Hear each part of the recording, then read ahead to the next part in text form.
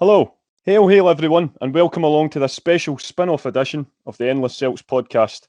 I'm Anthony, one of the regular contributors to the show, and I'll be in the host chair this evening, filling in for my good friend, Stephen. Tonight, we're going to broaden our horizons a little bit further beyond Celtic Park and focus on the current state of grassroots development across the country. This summer, the national team qualified for the European Championships, ending our 23-year tournament drought in the process. And although the tournament itself ended with the usual group stage disappointment, I think few would argue that it was great to see the stars of today plying their stuff against the best on the continent. But what about the stars of tomorrow? Is the next generation being given the best possible opportunity to make it in the game and make major tournament qualification a more regular occurrence? What are our elected officials and football associations doing well, and what could improve? And is there any similar-sized countries that we can draw inspiration from? Well, to help me at least try and answer all that, we've enlisted the help of our special guest tonight, who's actually undertaken some research on the matter in hand, and we're delighted to have him on the show tonight. His name's Mr. Chris Boyle. Chris, good evening. How are you doing? Good evening, Tony. How are you? Not too bad, mate. Not too bad. Thanks very much for coming on tonight. We're absolutely thrilled to have you on. We've obviously been trying like a bear for the last couple of weeks just to try and get a suitable date, but we're delighted. Probably now that the Euros is finished, it's probably the right time to sort of review where we are as a country in terms of development. And so I'll pass over to yourself just now, just to sort of introduce yourself to the listeners and just sort of give us all the reasons, what your sort of main inspirations for undertaking the research into where we are at the moment. So, an absolute football fanatic, it's fair to say. Grew up in a huge golfing family, but always wanted to be around football. Played a bit myself, but was never that great. And always felt if I got involved earlier, I could have been better, coached right, could have been better. Same old, this isn't about me, though, this is about, and you put it the state of grassroots football, Tony, and I probably fell into that trap myself. The state of grassroots football is actually very good, and this is my concern, that you and I grew up probably, I think we're about 10 years apart, something like that, so we probably grew up jumpers for goalposts and stuff like that. You don't see that going on anymore. And I will evolve to that later on in the conversation. But my footballing journey, my grassroots footballing journey, has probably begun with my own son, who's now 12 years old, and he's playing at Blackburn at a very, very high level. And luckily, he's coached very, very highly as well.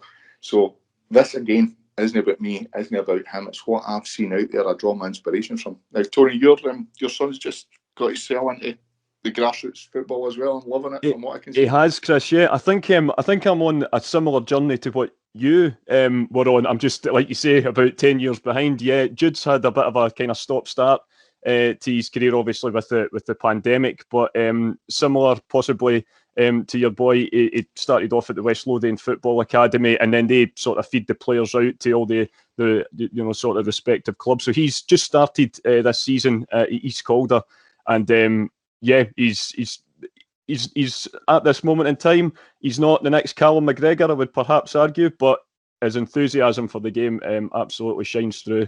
So yeah, that's an absolute credit to his coaches, I would agree. So what I would say is the easiest thing as a father is to force your boy into football. And the first thing I've done is go out and buy Scotland in a Celtic strip and put them on a wee baby that can't even move his arms or anything like that. And you've got this high hope that your son's going to get into football. But quickly I realised that's not something you can force. So I let him come along himself into it, and in his own time I kicked the ball when he wanted to kick and ball. I let him be a kid. I let him do all the superhero stuff. Similar to you, Tony, as well. I've seen it all with Jude on Facebook and the pictures and stuff, Lego, everything. And then one night we were watching, he was a Barcelona fanatic for a right young age, and I gradually got him into my team Celtic as well, which always helps, but again, didn't force it. And we went to see Celtic against Barcelona. I didn't tell him, went to school with a half and half scarf and says, we're going to game tonight. Well, from that moment, Tony, that's when it kicked in. And to see all his heroes that were Barcelona at the time coming off that bus, he's seen Messi coming off, we waited. I've got a friend over in Ireland, Alistair Dobson, was standing with me and just says he's never seen a kid so excited in all his life. My grassroots journey began that night because everything changed that night. He seen Messi score a double that night and gradually just got into football. And he went to Blackburn, not because he was good enough to be at Blackburn, but because his cousin was there and his pal was there. And he went down to Broxburn one night when they were playing the soccer fives. And he just went down to watch. And his coach went, "Where's your tracksuit?" Oh, I wasn't told I was to come along with that. And he ended up scoring that night. And it just all went from there. And he's still on a great journey now. He's playing in Blackburn's top team. He's playing in the Edinburgh League. He plays at the highest. And he's coached superbly. I trust him 100%. But what it's done for me is I've travelled around the country with him. And I've had my eyes open to, whoa, what a system we have here. This is nothing what I've seen before, nothing to what I've seen growing up. We've got all these kids want to play football, and this is boys and girls, by the way, and we'll touch on the girls' football side as well. This is kids wanting to play football in a great environment. It's no street football as you know it, I know it. It's proper organised games, it's fun, it's competitive, it's everything you want football to be. And then I'm starting to think, as you go to academies like Celtic and Rangers and Hibs and Hearts, and you see these youngsters coming through, you're going, right, I'm looking out for him. I'm looking out for him. I'm looking out for him. 5 years down the line, you're going, well, what happened to that wee kid that I seen it? This wee guy at Rangers stuck out Harry, blonde, long hair, looked like Pierre Hoostras kind of style of hair. He's still only going to be about 11 or 12 now, so I don't know his second name, but I'll just mark him down there as Harry with the blonde long hair, which will probably be short by the time he's older. But and I'm going, right, so I started to look back into it, and I'm going, right, okay, when did this all happen? What did I miss? Because you and I certainly didn't have that. That started to come along in the past probably 10 to 15 years. They started to get organised games, smaller sided games, soccer fours, fives, sevens, the introduction to nines, which I love. My boys just finished playing nines, and I'm a great advocate that I would like to see that go for another year or two, but that's my opinion, and that's the point here. Johnny, we spoke about this loads. Football's all about opinions. Everybody's got absolutely. An opinion. This is my opinion. This is my research, and instead of me just shouting about it, I decided, let's delve in a little bit. Let's dig deep as to why we've got this great grassroots system. But let's face it, 10, 15 years ago, these boys should be coming through now. And for me, they're simply not coming through. They seem to be falling down somewhere. And I found a couple of, I had a brick wall at one point, but I found a couple of reasons why. Some of that will have been the same reasons why you and I gave up playing football, or that great player for Broxburn gave up playing football. You know, women get involved, drink gets involved, adolescence gets involved. But you tell me that doesn't happen in other countries? Of course it does.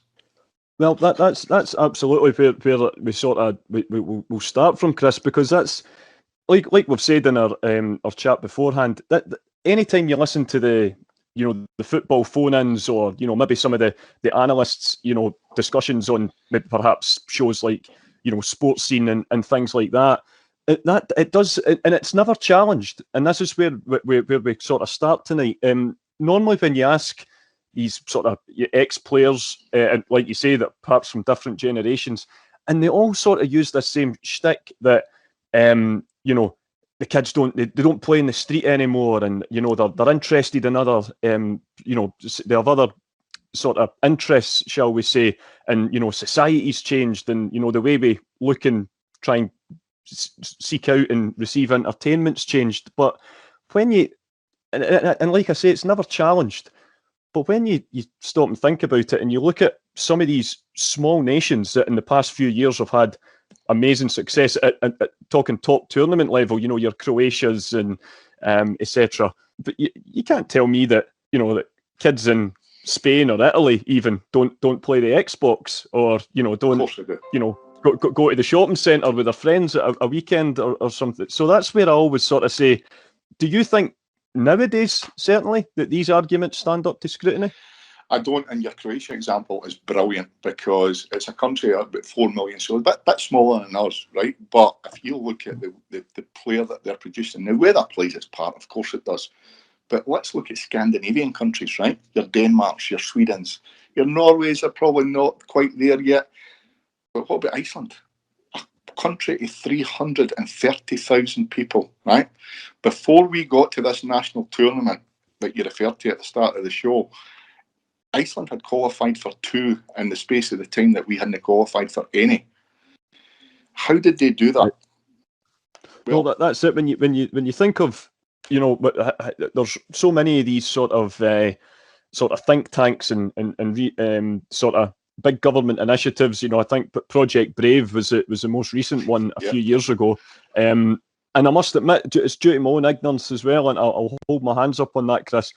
Normally, again, when you see these sort of headlines in the back pages, my first instinct was to almost roll my eyes a little bit, because you go, oh, here we go again, another sort of, we're going to do this, we're going to do that, and then to the perhaps untrained eye, nothing perhaps comes off it. But of course, around this point, like you say, you're already on this journey with your son, and you're seeing it at the Grassroots, for example, that we've got a fantastic grassroots system. And I just want to quickly touch on what you were going back to there about, just before we move on to Iceland. Just you were saying sort of certain players at certain clubs, at the bigger clubs, shall we say, at the academies. Do you think that perhaps the academy sort of culture, it perhaps, although it must be great for the kids involved, to have your name on the books at a Celtic, a Rangers, or an Aberdeen, or any other club of that stature, do you think it perhaps almost stunts their development a little bit? I would, in my opinion, I would say yes, it does. And the reason being, I've seen players come and go. I've seen them go into pro youth and come back, and they come back a completely different player. Don't want to name names, anything like that at all. But I would leave them where they are at their boys' clubs. Go back to the old system, the yes forms. Jim McLean was a great advocate of it. There's the scenario, are they overcoached? That's another scenario I've heard. How can you be overcoached? That's a bit I don't get. Again, that's something we might touch on later on. Are kids playing too much? Somebody said once. I speak to Willie McStay one time, who's headed up Celtic's youth development. He said, well, you play with the school team, and immediately after you go and train with your own boys club. I just think that this club, this pro youth system, at that club, they take all the best youngsters there are, what they deem as the best youngsters, and they bring them all in, and they're looking for that one golden nugget out of all these boys. And these other boys get turfed off onto the scrap heap. And what fundamentally happens is, if they're in from an early age and all been known as a pro youth system, they could go out football altogether. That's one of the reasons, one of the problems I ran into where, the boys aren't coming through, is because they've been through the system. They don't want to come. They probably see it as a downgrade coming back into the grassroots system, when it's not as. The thing about the grassroots system is it's got something for everybody there. So it's got your development, it's got your intermediate, and it's got your advanced. And that for me is absolutely fantastic, because that wasn't there in our day either. Pro youth is trying to pick off the best of the advanced, and they're doing it, but there's an element as well. And study actually shows, and I'm not saying anything against big players, because there's some fantastic big players out there. Peter Crouch's a fantastic feat for such a tall man. Absolutely. But we've got this thing in Scotland that we want to develop all these big players. And it's not really the way I see it going. Players getting told that they're too wee and stuff like that, but the vast majority of academy sides in Scotland still favour a physical side over technical ability, so they're going for that big physical lad. And I think we're missing out where other countries are working on technical ability. Again, I'm not just saying that my opinion. This is actually showed up in study that the academy sides are doing that. There are players in there that will no doubt come right through, but for me, there's not enough. There's not enough. Dundee United had a plethora of players. There was literally any good player in The Scotland. conveyor belt at one point, really, wasn't it? Obviously, a few of them ended up at Celtic as well. Yep. And Jim McLean, albeit, some people all down crying saying he signed these boys on lifetime contracts, and other guys, I spoke to Andy McLaren about it. He says that Jim McLean totally grounded him. Mind you, how he turned out. Well, and Andy, what a talent! Andy was a raw football player for Castlemilk and got picked up off the street. Again, study shows that your most talent comes from your deprived areas. Roy Keane's told us, years ago, the Prawn Simon's Brigade and all that.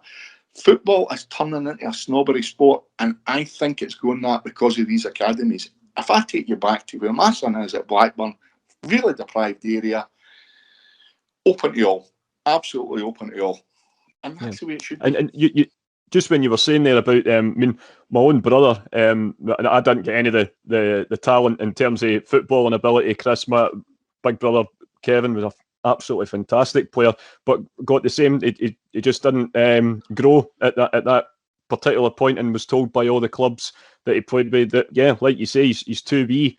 And it's crazy to think that if Luka Modric or Leo Messi had grown up in, like you say, Castlemilk, they probably wouldn't have made it either. It's quite a scary thought when you put it into that kind of perspective.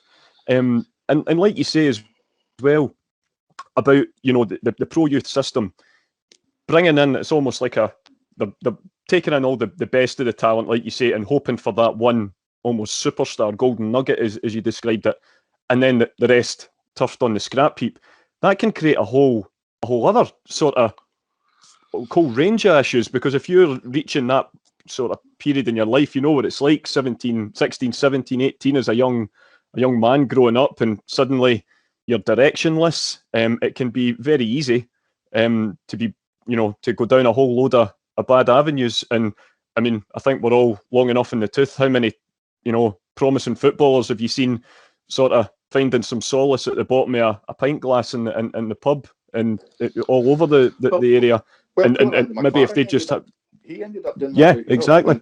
And an amazing talent. But I grew up in Broxburn, and Broxburn was full of superstars. There was one in particular, a guy called Mark McGinley. I'll not mind my name dropping him at all, right? Never drunk in his life. And what an amazing talent. The best of the best. And I just don't know how the guy never, ever made it. I still to this day do not know how it never happened. Is that just down to pot luck? But if you go back to that pro youth system and take it back a few years, if they are lucky enough to come back into the grassroots system, then it has a domino effect, because that player will come back in possibly the advanced team. Then the player might drop into an intermediate team, I can say that easily, and then it'll go into the development team, and then maybe a player knocks out the development team, and you've got that full domino effect that there's just boys falling out of football everywhere. There should be a level for everybody, and that's where I think we've absolutely got it right on the grassroots level. But that falls away at a certain age as well, which I'll go into in a bit.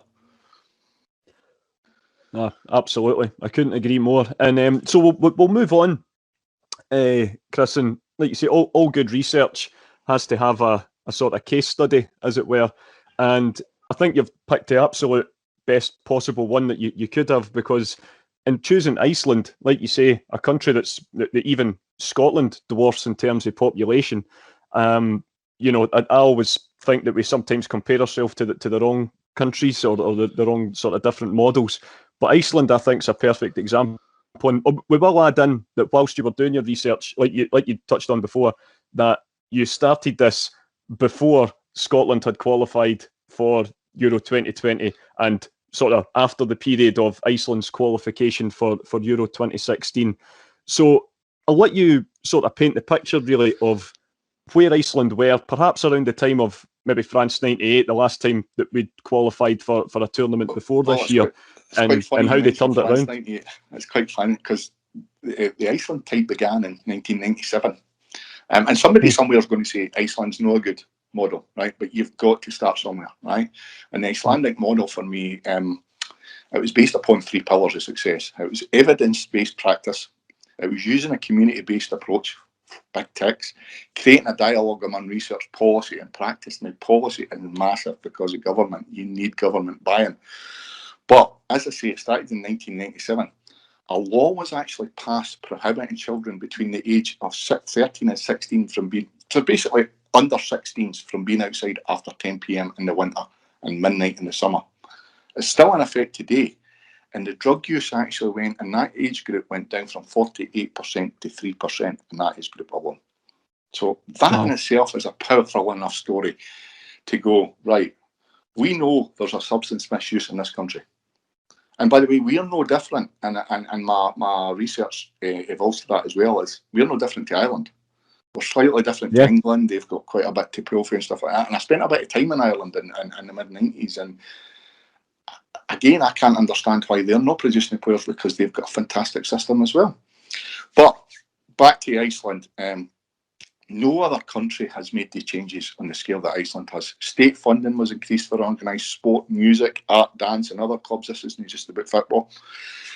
Really alternative ways to feel part of a group and feel good, rather than just using alcohol and drugs, you know. And kids from low family income families, you know, received help to take part in this as well. So more than a third of the country's population lived in that low income bracket, and they got everybody got a leisure card, which was 250 quid a year, 35,000 krona, for a child to play or pay for recreational activities. So again, not just football, but the relationship between the people and the state has allowed effect on that the national programme to cut the rates of teenagers smoking, drinking to excess, and in the process brought families closer together. The enormity of Iceland's progress is absolutely evident.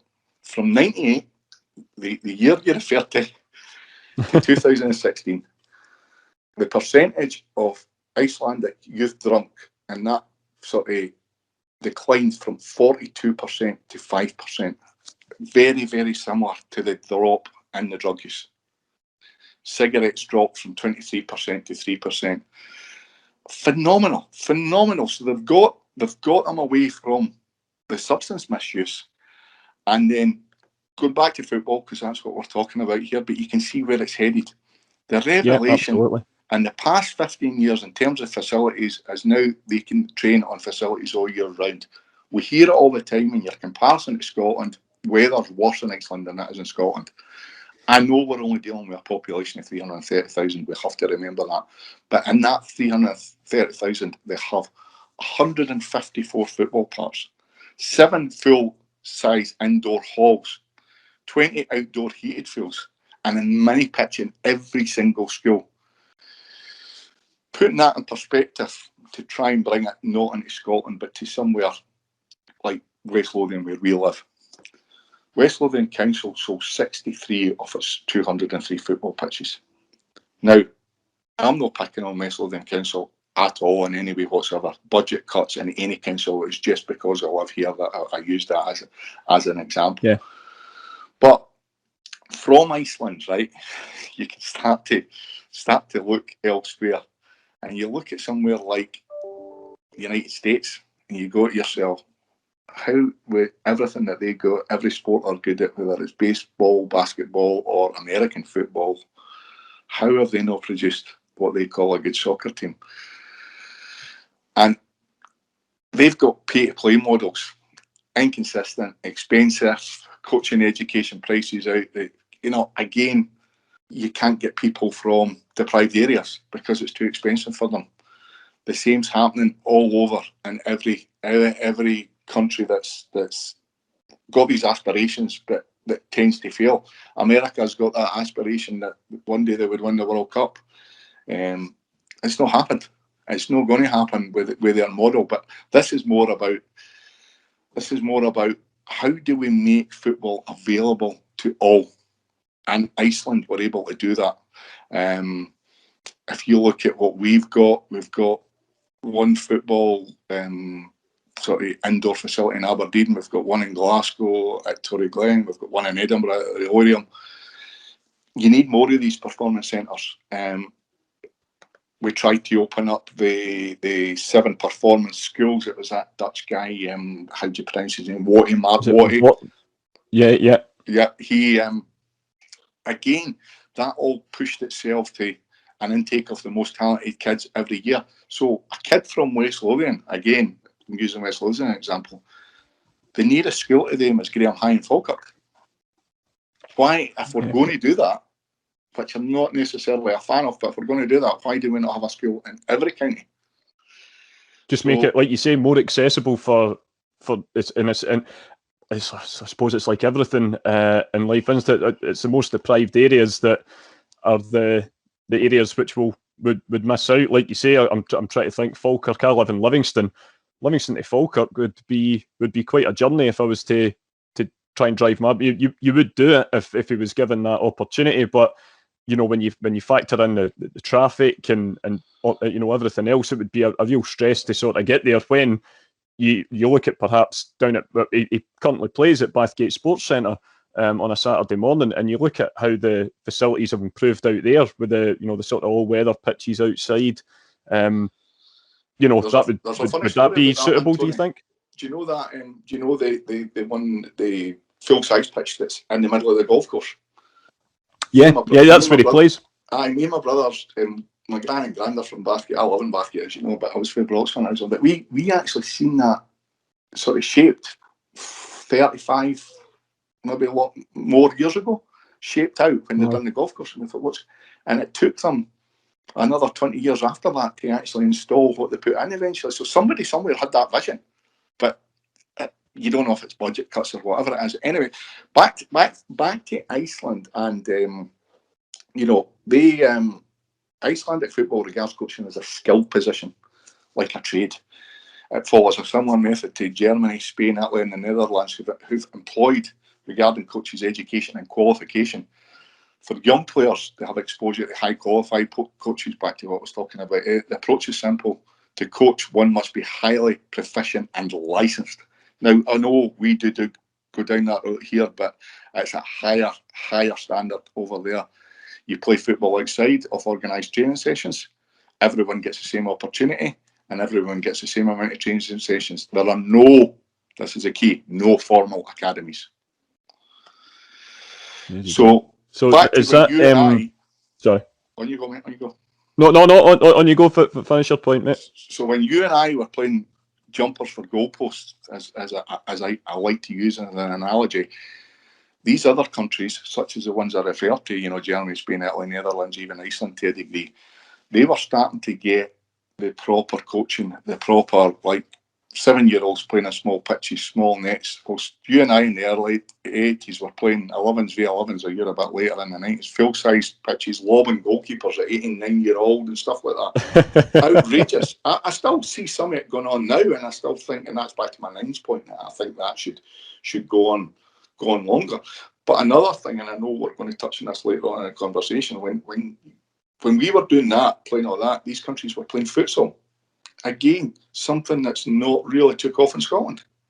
Like you say, it just seems to be that, like you say, a pitch perhaps getting shaped out in Bathgate 40 years ago, and sort of some of the other points you touch on as well. It just always seems that the good intentions are always there, but we just always seem to be slightly behind the times. And the ultimate irony being, around that time was probably what we would class as a golden age for the actual national team, because they qualified for 5 World Cups on the spin and 2 European Championships back to back. But like we say, around that time, the sort of the middle development period seemed to be where we were falling behind, as these other countries were sort of catching up and subsequently overtaking us.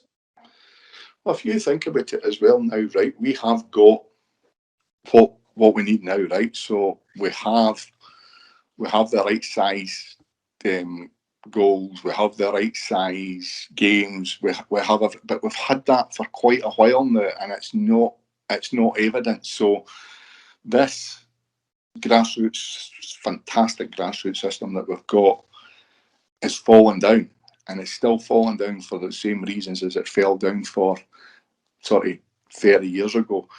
Ian Cathro, who has now just went to Spurs with Nuno, Is very, very high regarded in the game. Very high regarded in the game.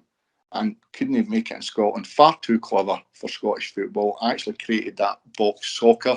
Have you seen that? Has Jude been to that at all? No, he's not. He's not been to that. No. Something I would highly recommend. John Cahoon actually bought it off him. And if you've had an opportunity, or if you've not, or any of it's listening to this, have an opportunity to listen to John Cahoon's, I think it's on A Celtic State of Mind. And John Cahoon is a very, very clever man. And his vision on grassroots football, I just tuned into it right away. From the first word they spoke, I was, whoa, this guy's, it's like me talking. And John Cahoon was a very, very well-respected professional, very good player, but I don't think he's been listened to either. There's too many people out there, and I'll go back to what I say, there's too many people got different opinions on football, and it's not just black or white. There's so many permutations to it. I always think as well that there's a lot of, and I think it's just, it's not meant in a sort of, what's the best way to describe it? It's maybe just an automatic reaction when you know, relatives and other members of the family. It might be the same with Killian as well. The minute that they come home from their match, a lot of the first questions will be from some of the family was, what was the score? And I always try, and although since Jude's been playing, I've watched all his matches, so but I never really I never make a point in never messaging what the score was to start with. I'd rather start with how he played, how the guys, how the boys all gelled together and stuff like that, and then maybe later on the score comes in. Do you think there is still an attitude, especially, perhaps it's maybe unfair to just single out Scotland for that, perhaps it's a UK thing, but it seems to be more the intention of, did you win, rather than sort of, how did you play? Are you getting better? Are you improving on your shooting? Is your passing getting better? Things like that.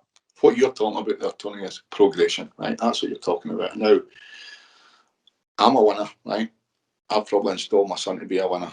Killian would rather have a bad game and his team won than him have a good game and his team no win, and we've just witnessed that away. I'm not going to take that out of him. That's just his makeup. But you're absolutely spot on. My brothers will text me and say, what was the score today? And then they'll ask how we played. So you're absolutely right. There's too many people head up on, and I'm one of them. I'm not going to deny it, but that's in my makeup. But there's too many people head up and what the result was, and it's all about that winning mentality. And I've argued with guys over I'm not going to apologise because that is my makeup. But they're not. I'm not wrong, and they're not wrong. Again, it's just about opinions in football, and it's just getting that balance. I think, right, if you could probably get somewhere in between that, because if you've got a kid that's got a winning mentality, do you really want to take that out of them? Yeah, you're absolutely spot on. Most of it, Chris, just going, especially with the story about the Bathgate pitch, that's just, it's incredible, really. Obviously, and we're not going to turn this into an episode of Newsnight, I promise, but obviously Scotland and Iceland have, sort of slightly different, sort of, shall we say, constitutional makeup, shall we say, and obviously there's a lot of stakeholders in different sports, and, football, although we class it as a national game, we don't have a bottomless pit of resources, and, we've got to spread it as what money we do have as best we can. But do you think, even if the Icelandic model can't be sort of implemented as well as they did, do you think that there are certain things that, in your opinion, is a realistic approach to sort of improve that kind of that middle of the road development, as it were? Because, as you say, the grassroots seems to be a great setup, welcoming to all, even if and players can progress from that. It seems to be the sort of the middle period where boys and girls aren't making it from the sort of the end of the progression line into perhaps carving out a career in the sport. Is there anything that government can do, or do you think it is perhaps more down one step? Do you think the association could be doing more? I think the association perhaps maybe need to take over maybe all the pitches in Scotland and maintain them and make that part of what that's something I've thought about, something I've sort of read on as well, because the councils are just getting cut and cut and cut, and they're not really interested. They're just cutting that grass, and They're not really interested in the lad that's coming down next to play football and that. Now, that takes you back to facilities. You hear the old generation, Frank McAvenny, when I asked him, what's your opinion? You didn't see street football anymore, son. Well, street football doesn't count. You talk about the whole change of society earlier, Tony, right? There's too many cars on the road now for street football to happen. Not only for the kids' safety, but also hitting a brand new motor. My brothers will tell you, I used to hit this motor and call the boy Mad Dog when he used to roar his window at me because I was scrunning the bottle off his car. But that's changed. But street football for youth, we'll use Bathgate as a good example. Their cages are full all the time. The kids either jump the fence or getting it free. And by the way, fair play to Excite Leisure. They give kids it for a tenner if it's if they're available that day. Make it affordable for them. My personal opinion, and not a slander on Exciting anyway, because they've got to make money somehow, is these facilities should all be free.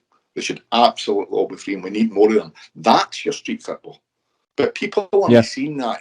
Somebody walking down your estate or my estate isn't seeing a boy kicking a ball on the street. That's because that doesn't happen anymore. But it is happening. It's just happening in better facilities. And I try to get in our local park, we've got goals up that used to come down every summer. How crazy is that? What do you take the goals down for in the summer? Wow. It's like owning a beach bar and closing up when the airport's open in the summer. That's just madness, isn't it? Absolutely. So I managed to look through the local council campaign and we got them, but nobody had ever said. Nobody ever thought. I also campaigned to get smaller goals put in the park and paid for too. Not even, but it was rejected. So people's mindset need to change. Governments, councils, the association, as you refer to, it all needs to change. We need to do this collaboratively. It has to start at government level and work its way down. For me, my opinion on pro youth football is there's some crack players out there. There is absolutely no doubt the best of the best out there. But it's also wasting too many boys' careers that could make it, that could have a chance if they stayed with their boys' club. School football doesn't exist anymore. It exists, but not to the level that you and I knew it. School, to play for your school was the biggest honour you could have. It was like playing for your country. Nobody's interested in school football anymore. And that's where a lot of the scouts went to as well. And then you sign yes forms as well. And to me, you referred to it earlier, when we were in our heyday, when we were producing all these players. Why was it we were producing all these players? It wasn't because there was no Xboxes and there was no PlayStations back then. It was a different way. It was a different way they ran it. I suppose I am and I'm not. I'm not knocking pro youth because it's there for a reason and it is producing. You referred to Cal McGregor earlier come through the system. But that's all it's doing. It's just producing. We're not getting the 20 boys coming through to that national team. We're scraped through to that, if we can use it. I wouldn't say we qualified. We scraped through. And what did we do at it? We've done nothing. And what was the makeup of the team? It wasn't a makeup of boys that have all come through our system. It was boys' grannies that have played, Born in Dumfries or whatever, and boys from Lancaster, and there's Billy Gilmore, the absolute exception, and maybe we should model on what he's done.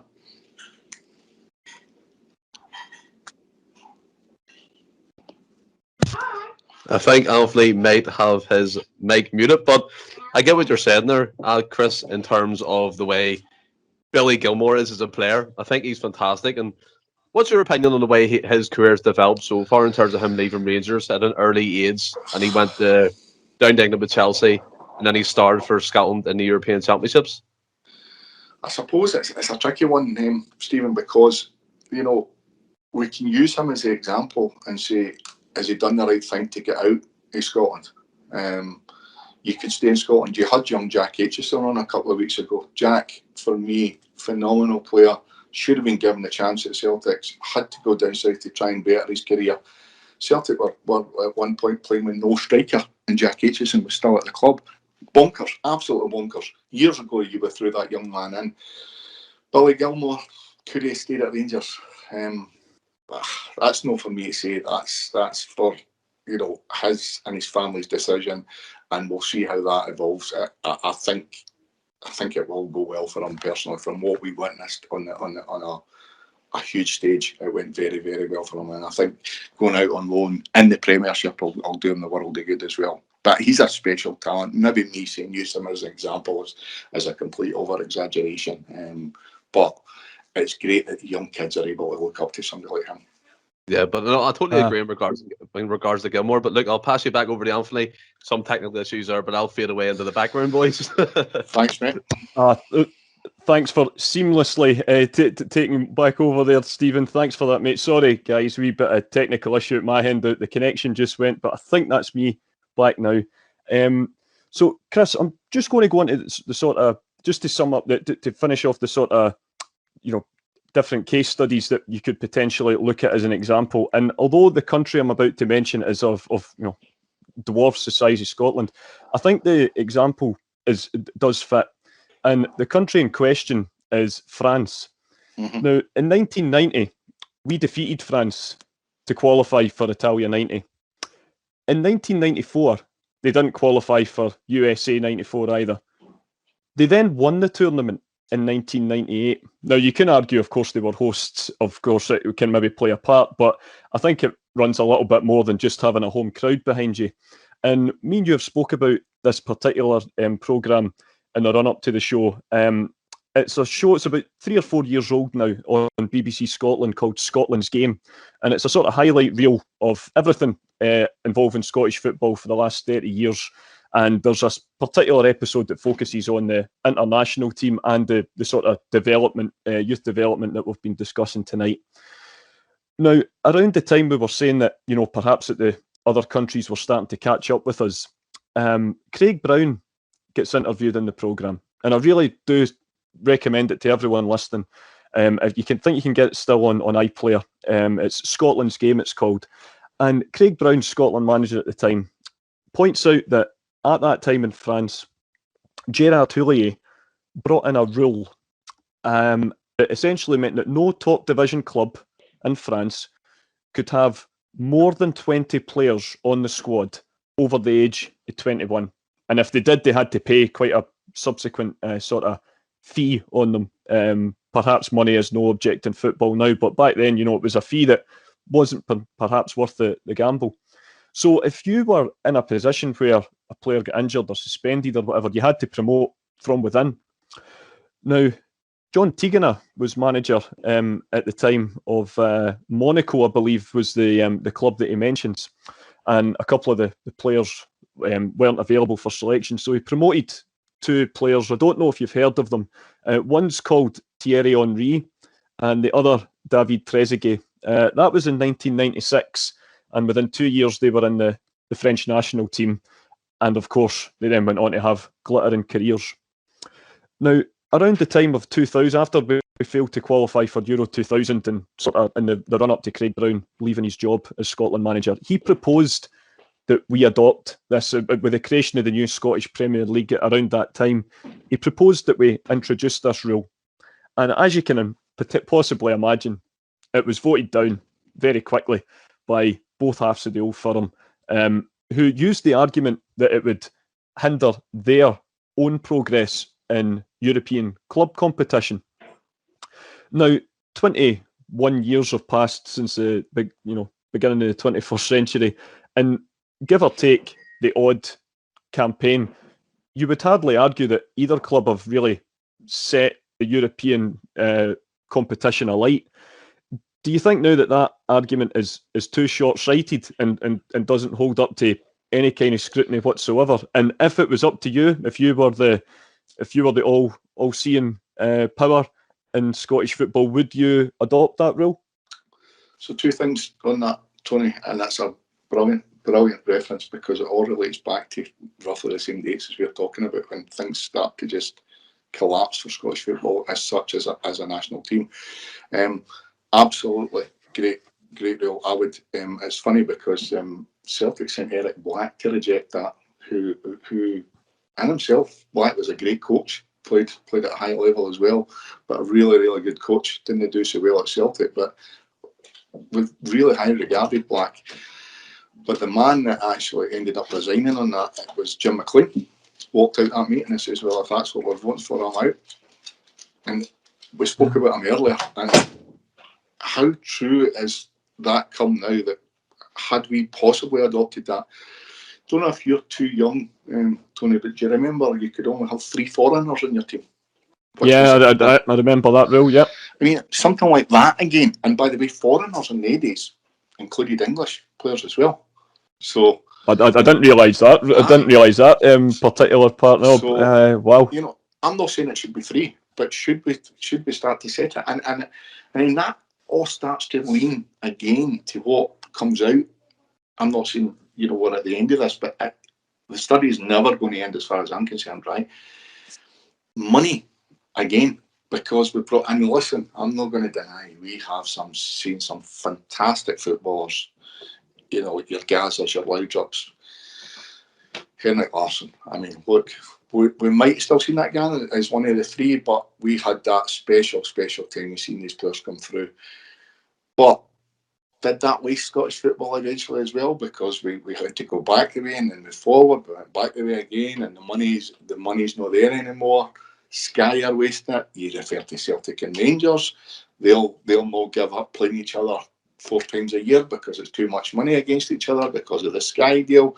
So money is fundamentally wasting football, but I don't think anybody could argue with that. Anybody you speak to could argue with that. But that, I've listened to another podcast, Craig Brown, and in fact, Jock Brown, about Craig Brown, and another fantastic podcast. And Jock Brown's vision of football was exceptional as well. A lawyer and a commentator. What right has he got to have an opinion on football? Everybody's got a right to have that. But I feel sorry for the guys that go out and give up their time. They are the ones that aren't appreciated the most. The coaches that go out there, but coaches and one-to-one coaches in particular, PTs or whatever we call them now, are popping up everywhere. They're popping up absolutely everywhere. I just want to see these guys that have got these badges and went through it and it goes past the Icelandic model. I want to see them give something to our grassroots level. So I don't mind people making money off the game whatsoever. I have no problem with that. My own son does one-to-one. He's got a fantastic one-to-one coach, really, really good guy. The good thing is for him, his one, he does give back something at the grassroots level. But I know that people have jumped on this, in particular in the back of the pandemic as well. That wasn't there before. It was old style coaches. I'm not saying they're Jim McLean's or Tommy McLean's of the world. You know, Alex Ferguson, when you watch his documentary, you know, he was old school. Is there a place in football for that anymore? Possibly not. But these guys have fantastic vision. And they didn't get it wrong. Yeah, I think, like you say, Sir Alex Ferguson, I think he done all right, didn't he?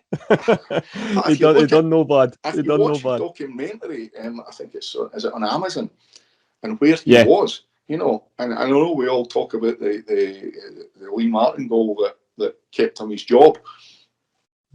Ferguson was failing at Man United, but would not give up. And what makes him not give up is it because he was a born winner. Absolutely, and I think as well, it was very good having a chairman.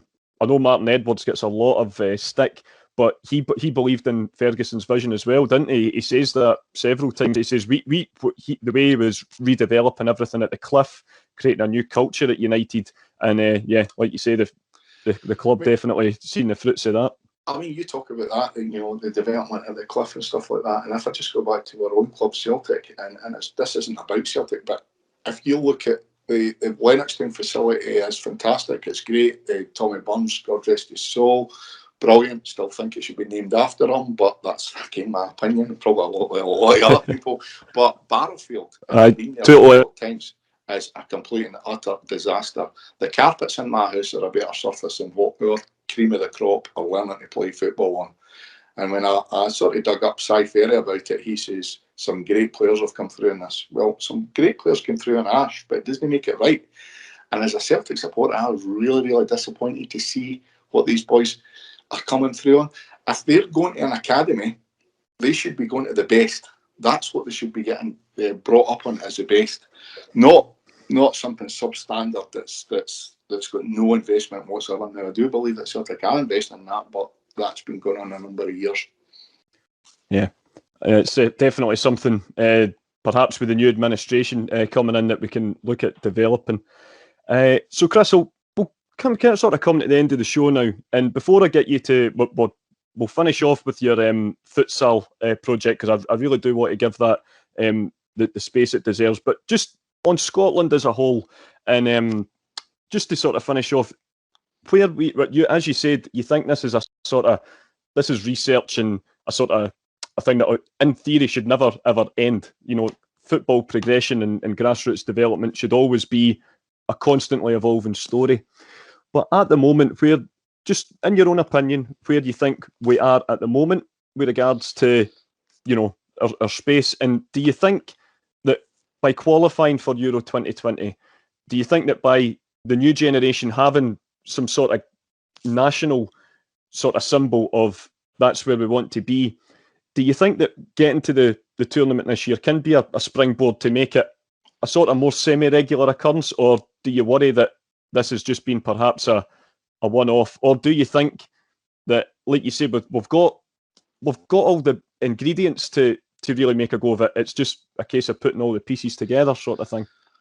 I think the qualification grasped the nation without a doubt. Off the back of a pandemic as well, massively helped. You know, my daughter's only a year younger than my son, and we had the telly out in the back and gardening and everything like that, gazebo up the lot, and she'd come out and watch it. No interest in football whatsoever. Her brother was a mascot in a Champions League match, and she was at the game and wasn't even interested. All of a sudden, you know, you're grasping a nation, and we never really got to talk about girls' football. So apologies to that, because again, countries like Canada were 30, 40 years ahead on the girls' game before we ever got it here, and the way that has progressed over the past 10 years in particular in Scotland is phenomenal.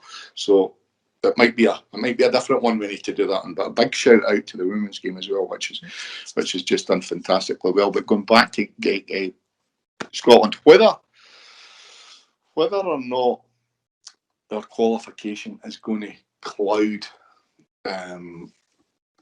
what we're trying to achieve, or a springboard, I think we need to use it, but beware that, look, this might not mean we're going to qualify for the next tournament just because we qualified for this one. We scraped for this one. But I'll tell you what, we're building a set. Look at England, for example, right? And it pains me to say it, but they've got a team capable of going to the next World Cup final. Certainly the semi-finals, without a doubt. They've got that team there. I don't mind the players, if I'm honest with you, at all. They're a great bunch of players, and the manager's very, very well respected as well. It's probably the media and the fans that make it a whole lot worse for me. But again, my opinion, that probably all Scotland this year. It's one I would second, I must admit. So we've got to use it, to your words, a springboard. We've got to say we managed to grasp the nation. There's the amount of Scotland shirts that you've seen about the place. That could be another podcast and the price of them. Oh God! We really, really need to use it for something and say, right, what have we done so far? Because we've achieved so much at grassroots level. Is it falling down at pro youth? If the answer is yes, and that's not for me to say. Scrap pro youth. That's my opinion, but the study would need to show where that's fallen down. What do we need to do? Right, we need to go back to S forms. We need to look at other countries. What do they do? They have got academies as well. There's no doubt. You know, Iceland's not got an academy, but the Dutch had an academy. The Dutch could be another model. We tried to bring in that guy we referred to, like Mark Watty, but however you pronounce his name. But that, you just don't get a Dutch coach and put him in a technical director of football and think it's going to work. It has to go right back to the communities, right back to government. Have to get involved, and it has to be a director from government, and then get it out to the councils, and then get the association involved. I know we are in with Sport Scotland and stuff like that, but There's something wrong with the structure somewhere that I just can't quite put my finger on. Football has to be, in fact, all sports need to be available to all, so that we can tap into this, not just to get the golden nugget, the prize player for Postle Park or wherever like that, to make these kids fit, to give them health and well-being, to give them a healthier lifestyle. It does everything, and in amongst that, who knows what we could produce out of that. Absolutely. Well, I think in terms of the sort of discussion around development of the young players, I think that's a perfect way to round it off, Chris. But just before we finish tonight, I'll let you sort of go into a little bit more detail about the futsal project that you sort of briefly mentioned earlier, and feel free to give anyone a shout out or any local groups or anything that anyone might be interested in getting in touch with. So futsal, for anybody that doesn't know it, it's indoors. It's a smaller court. I call it a court as opposed to a ridge. And it's fast-paced. It's more intense. But what it does do is it gives you more touches of the ball. And at a young age, that's what you want your kids doing. I was up tonight in Blackburn and I asked how they got on. They said, oh, it's mostly all ball work and stuff like that. Of course it should be. They're 12-year-old. That's what you want them doing. Of course they're going to have to work on their physicality and stuff like that. Brilliant. And Blackburn have always been that. But I heard about futsal a couple of years ago, and I made a bit of an inquiry around, and there's no futsal anywhere. I think the nearest one I found was in Fife. And I made a tentative inquiry to the gang to see if we could maybe get something over here. And he says, yeah, can I talk to you? You know what the past year, 18 months has been like. You can't go and see anybody. You can't go and watch something. So I was really unable to take that any further. Then when I started to talk to people around, somebody says, there's a guy in West Lothian used to do it. And I was like, oh, right, I heard that. I don't know who that would be.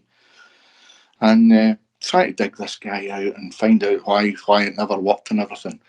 And speaking to an old friend of mine, he says, it's your old mate that's doing it. And I'm like, what?